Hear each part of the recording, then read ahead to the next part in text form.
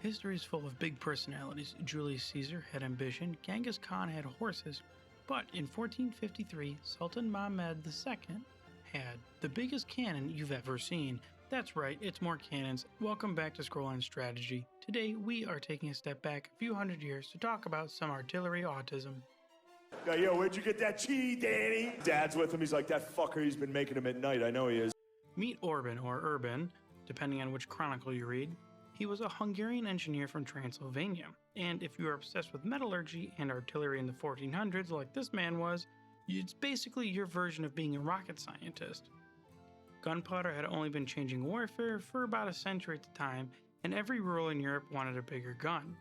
Thicker walls, enemies still standing, just build a bigger gun. One Swedish-made penis enlarger pump. That's not mine. Orban operated with a broader network in Central European metallurgists who were pioneering early large caliber bronze and iron bombards. His early training and skills as an engineer and cannon caster were probably acquired through apprenticeships in Transylvanian guilds. Now, for those who don't know, we aren't talking about, oh, I mean a 30-pounder. No, it's more like, here's a cannon that has 8-inch thick walls and will remove the city like you're hitting Control-Alt-Delete. His technical expertise was forged during an era of heavy siege guns, such as the German Pumhart von Steyr, sadly not made by that Steyr, the Flemish Dual Griet, and the Burgundian Mons Meg. These required advanced smelting techniques in bronze and iron, along with barrel forging and gunpowder mixing. These new cannons transformed Western European warfare by allowing the siege army to delete the stone fortification. Sadly, not much of Orban's early life is really known, with him being in the 1400s and, that below 10% literacy rate really helped with record keeping. Look at that door, dude. See that door right there? One marked pirate. You think a pirate lives in there? I see a door marked private. But what we do know is that he was a craftsman. No letters, diaries, or even technical drawings exist today, or may have even existed at the time. But he was, in fact, as I'm coining it, a technical mercenary. Not because of a technicality, but because he was an engineer and had a technical skill. This mad lad hopped between borders to get the best deal he could for his massive cannons.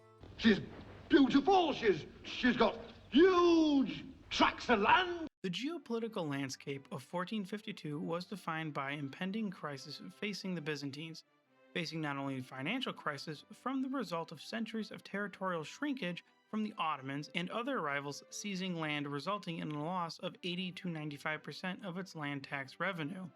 Historically, they were pulling around 3 million numismata at its peak, and by 1453 it was only about 45,000.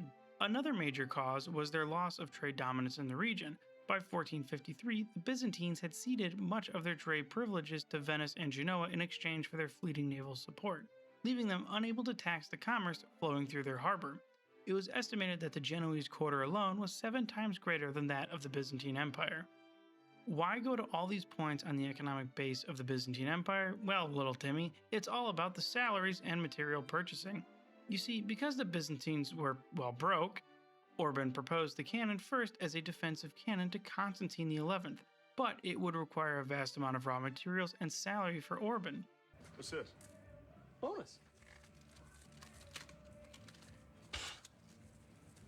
What? That's a good bonus. These bonus checks aren't sustaining my new lifestyle. Get me more. Due to that lack of revenue we just talked about in the treasury, and the raw resources needed to make the cannon, Constantine rejected the proposal. Historical accounts, including those by the Byzantine historians, highlight Orban's motivations driven primarily in the pursuit of wealth and employment in a time when skilled artisans did seek the highest bidder. It's also noted that Orban's eventual defection shortly after the rejection was a pivotal missed opportunity amid the Byzantines' vulnerability. Following the rejection of Constantine, Orban defected to the Ottomans and sought an audience with Sultan Mehmed II, and was brought on as the chief engineer for a major artillery project on the upcoming siege of Constantinople. Under the terms of his employment, Orban was granted extensive resources, including access to a large foundry, along with abundant supplies in bronze, tin, and other materials. He was even promised substantial riches, gaining the highest wages among the artillery corps and an elevated status even within the Ottoman court. We are here to do a job, not channel Scrooge McDuck. Due to the size of this bombard, it was created in two parts, the main barrel and powder chamber, which were screwed or bolted together on site. This reduced the weight of the individual components for transport.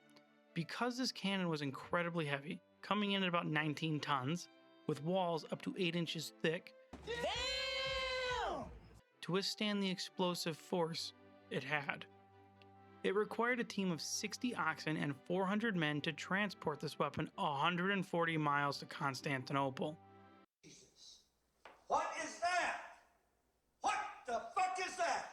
The siege of Constantinople took place from April 6th to May 29th, a 53-day military campaign that would mark the definitive end of the Roman Empire.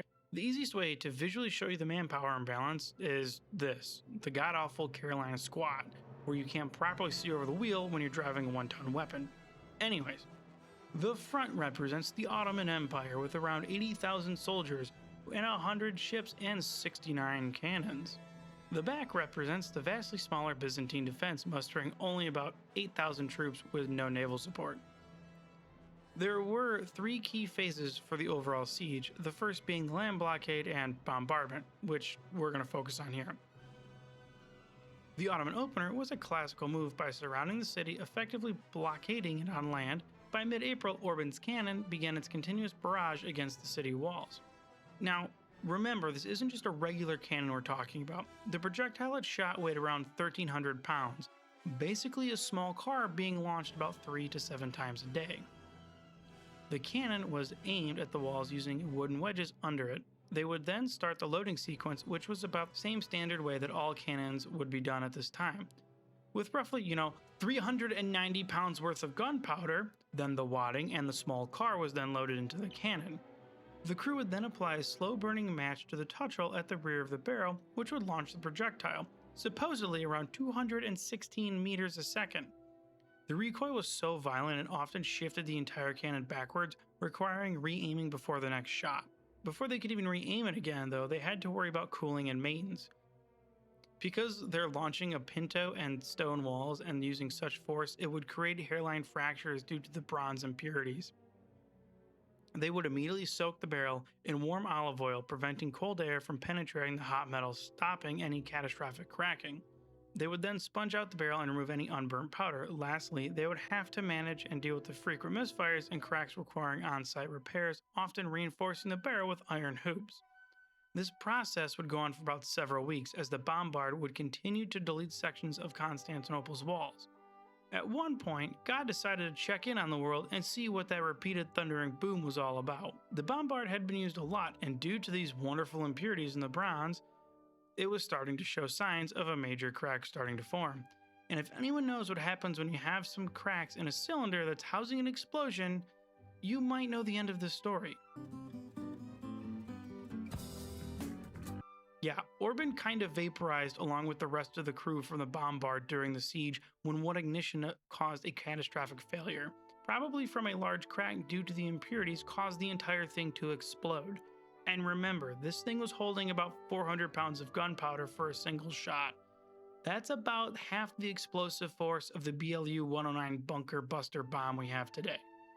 So yeah, the man basically self-deleted through vaporization. And that wraps it for the artillery autism. Remember to always check your cannons when you are firing them. And if you have any more fun historical events you would like me to discuss, leave a comment below. As always, don't forget to go outside and talk to friends and family. I will see you in the next video.